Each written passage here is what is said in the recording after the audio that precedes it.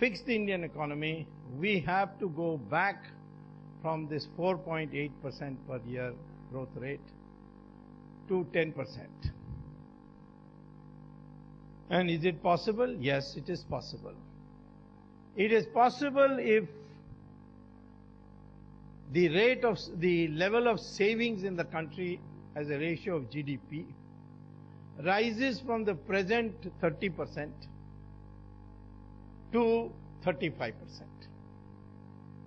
Which means you have to encourage people to save more. Who are most of the savers in India? The middle class.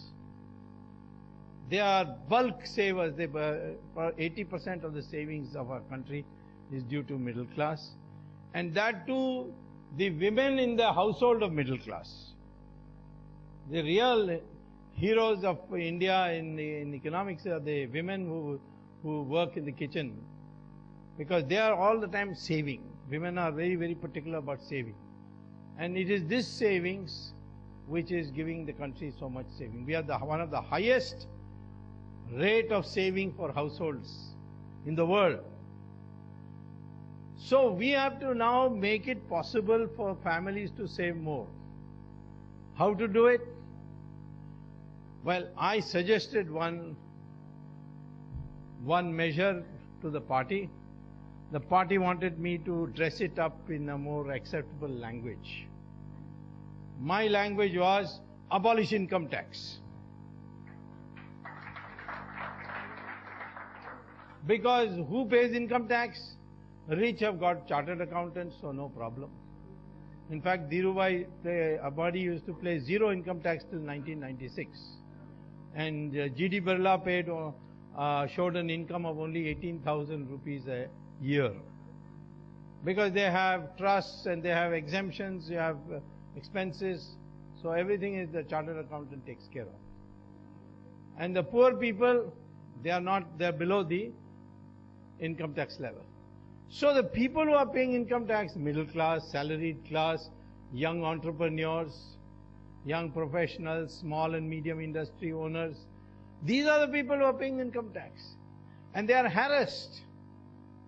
Even if they wanted to pay, they will be harassed. So therefore, encourage them to save by abolishing income tax. Party said, people will say that our party is for rich people, so give it in different language. So I've given it in a different language. We will restructure our tax system and we will raise the exemption limit to 5 lakh rupees a month. And anyone above 5 lakhs, if he saves in form of bank deposits, term deposits, that is 3 years, or bonds, government bonds, or share certificates, or in investment projects, all that will be deducted from the income before the tax is put.